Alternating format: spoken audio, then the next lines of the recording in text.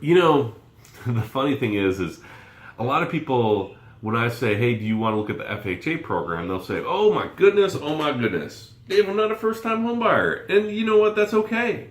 Because the FHA is not for first time home buyers. That's actually a myth, right? The FHA is just guaranteed by the government. That's the easiest way to put it. We can go down the whole history of it, but let's not do that. That's not really applicable to you, right? What is applicable to you? When it comes to an FHA mortgage, you want to consider a couple things. They're usually very, very, very advantageous for two types of people, right? The people who might have a couple of bruises on their credit, not bad credit, but just a couple of bruises on the credit, or people who have a minimal to put down, or maybe you're getting a gift. They've got the softest guidelines when it comes to gifting programs and things of that nature. Another cool part that we're going to go into a different video is that if you choose a government program like an FHA, a lot of times you can get the government assistance grant to go with it too. That'll qualify depending on your region or your income, or there's a number of different factors which we'll discuss. But let's just look at the plain Jane FHA.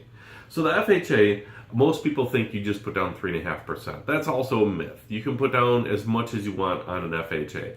As of right now, though, the downside of an FHA is that mortgage insurance doesn't come off over the life of the loan. Now, keep in mind, too, you're going to have what's called an upfront mortgage insurance. Now, that's going to be determined on if you do a 30-year, a 15, a 20-year FHA. And FHA also has ARMs, too. What is an ARM? It's amortized over 30 years, but the rate will adjust after 1, 3, 5, 7, or 10 years. Okay?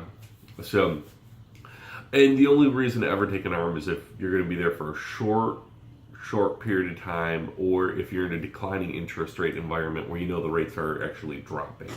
And that's usually pulled by the economy.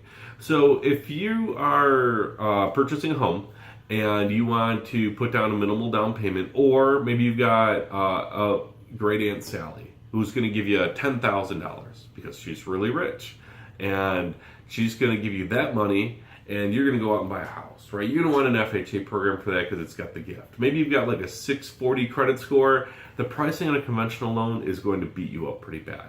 But on an FHA loan, you're going to get really good pricing terms, even with a 640 credit score. FHAs technically can go a lot lower. Most lenders are going to require you to have a 580. Some lenders require you to have a 620 to go with an FHA. So be sure to get an idea of what your credit score is prior to going into it.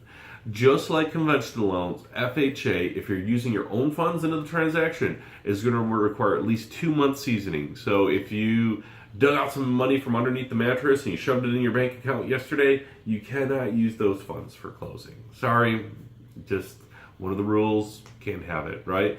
You also have to show your income just like all the other programs. So a lot of people think, oh, it's an FHA, it's a government loan. I can just do like a stated income type program. Not now. At least at the time that I'm shooting this video, no stated income programs are really legit out there.